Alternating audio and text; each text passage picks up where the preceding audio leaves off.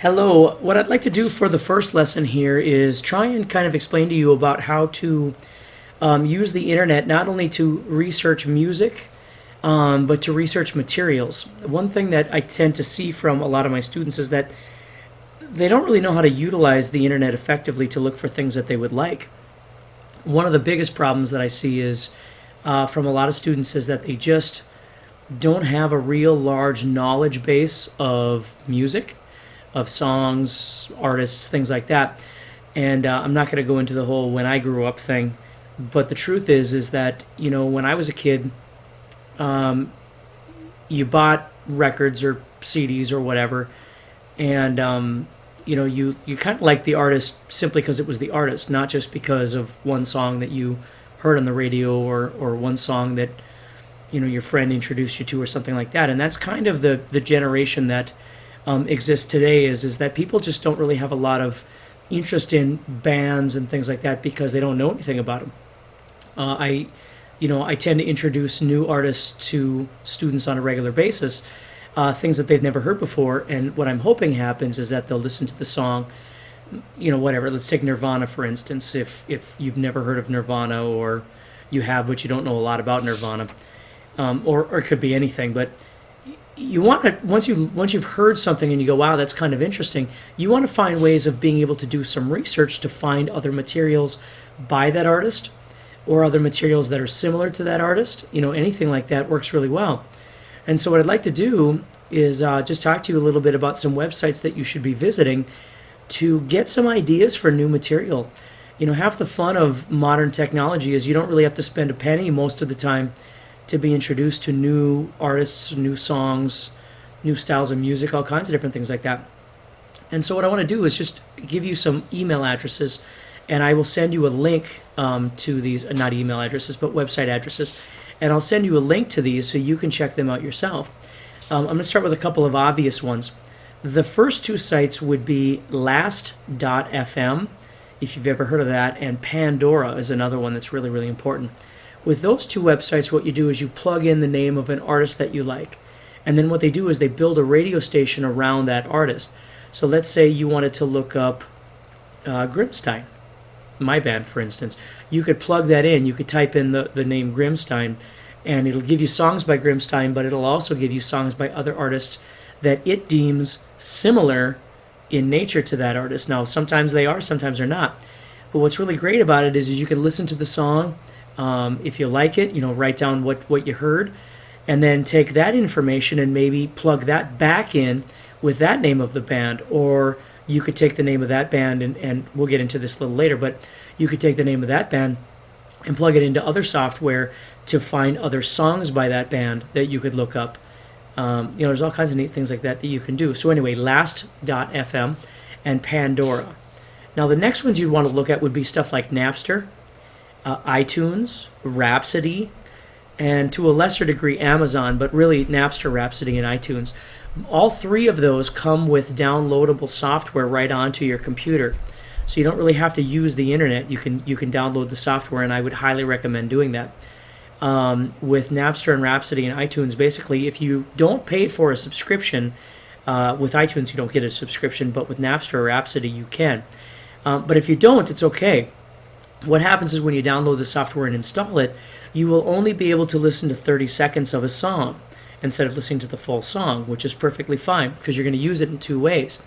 Number one, you're going to listen to those 30 seconds and see if it's something that you might be interested in, and then you can take that, you could plug the name of that band back into Pandora or Last.fm or YouTube. We'll get into that in a second too. So you see how these all kind of work back and forth. But the other really neat thing about Napster and Rhapsody and iTunes, for that matter, is that you can type in the name of an artist, and then what happens is when you get the results back, you know, it'll have a bunch of songs by that artist. But for instance, Napster will have a section called Other Members Like, and it'll have a bunch of bands listed on there of different things that you might be interested in. You know, if you type in, you know, whoever it is, if you type in the Beatles, you know, you might get a bunch of different other artists that are similar in nature to the Beatles, some of them from the same era, some of them new, but certainly all useful. So you take a listen to those, and again, you can only listen to 30 seconds, but you can get an idea of some other artists that are out there. And Rhapsody, same thing. Rhapsody has a section called Similar Artists when you type in the name of a band. So if you type in the band The Black Crowes, you'll get a section on there that says Similar Artists, and you can check those out. iTunes has the same thing. iTunes has what's called Listeners Also Bought, which means that, if you bought the Grimstein CD, underneath there it'll say Listeners Almost Bought, and it'll have other artists on there that people that bought that CD would buy as well. And again, you can take a look at that, write down the names of some of those artists, listen to some music of them. You only get 30 seconds though, so then you can take that and plug that back into YouTube. So let's say you look up Iron Maiden, and you get other members like or similar artists or something like that, and you get another band that sounds kind of like Iron Maiden. Well, you would take that band, and then you would go to YouTube and plug the name of that band in and listen to some things by them. So it works out really well, and you don't have to spend any money. You just download these different softwares and install them. I actually have all three on my computer that I use at different times. I use Napster, Rhapsody, and iTunes. The next level of that is this. I use Rhapsody, and I know Napster offers the same thing. I use Rhapsody, and I pay them, I think it's $15 a month. But what that enables me to do for $15 is I can listen to the entire song of any song. Instead of having 30 seconds, it alleviates that. So you can listen to the whole song of anything you want, which of course I use for your guitar lessons, which makes it great. I can also put any songs I want on my mobile device. If I had an MP3 player or something like that, I can use that and put as many songs as I want on that MP3 player for the price of the $15. And also, I have an iPhone and an iPod. You can use Rhapsody. You can download the software for Rhapsody or Napster now, and you can put those on your iPhone or your iPod, and it'll synchronize any playlist that you have. You can download songs onto your iPhone. You don't have to pay extra for them.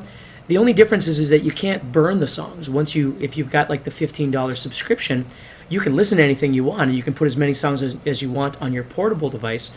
You just can't burn them onto a CD. But nowadays, you really don't need to burn them onto a CD anyway, as long as you've got them on your device. So for instance, for me playing in a band, I will put all the songs that I'm learning for a particular band into a playlist. Like let's say the poster back there, Methuselah. If I'm learning a bunch of songs, I'll make a playlist on Rhapsody of all those songs. And then let's say I'm every week in church, I learn new songs. We usually have 6 or 7 different songs every week. So what I'll do is I'll put those songs for the next week as a playlist, and I'll listen to them all week, and then after Sunday, I'll erase those and put the new ones on there.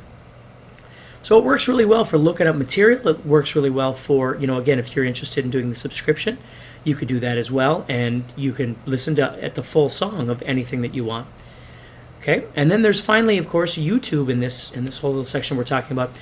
YouTube, you can look up the name of a band, but you won't get any advice as to other artists. You can just listen to the full songs of just about anything.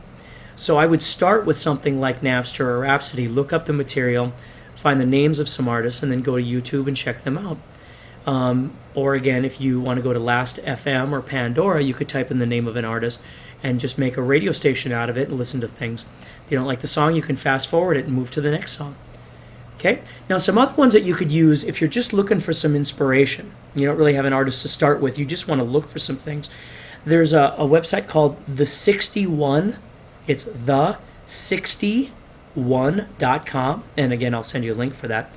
And you can just look up new stuff, new material. It's actually a really neat site for just looking for new things. What's new? What are other people listening to? And there's another one called Musiccovery, like Discovery, but it's musiccovery.com. And that one's kind of interesting because it has like moods on there. So there's like energetic and calm and dark. And what you can do is you can go to each one of those different colors, and then of course you have to wait for it to load, and it'll play something. Then you can click on that, and it'll bring you to another page where you can listen to different things that are kind of in the same vein. It's kind of an interesting website. And there's another one called music.com, and it's MUZIIC.com.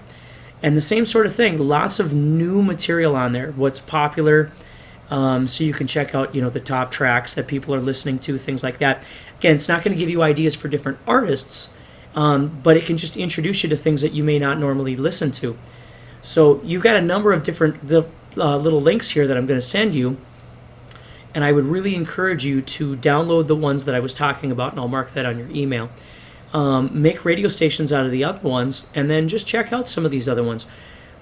The most important thing is looking for excitement, looking for things that interest you. When you're learning how to play guitar, one of the most important things is that you're always trying to discover new things. It doesn't have to be new in terms of the age of the music or the artist, just new for you, something that you've never heard before. Be willing to go back 5 years or 10 years or 20 years or 30 years. And for those of you that listen to music of 20 years ago, be willing to go to now and listen to things. Look for different things out there that are exciting for you. Okay, as far as the materials go, one of the best places to look for tablature is a place called ultimateguitar.com, and I'll send you a link to that as well, where you can look up tabs, you can look up songs for chords, things like that. And I have lots and lots of different tab sites that you can go to that I would be more than willing to share the links to, but the primary one for you, because it doesn't cost anything, is that ultimateguitar.com. I would definitely check that out. Now, as far as materials go, like in terms of chords and scales and things like that, I am going to send you a list of some different websites that you can check out. I'll just send a bunch of different links, and I'll separate these all in your email. And I'm hoping that this will give you something to do while I'm gone for the next 2 weeks. And needless to say, you'll also get another guitar lesson from me.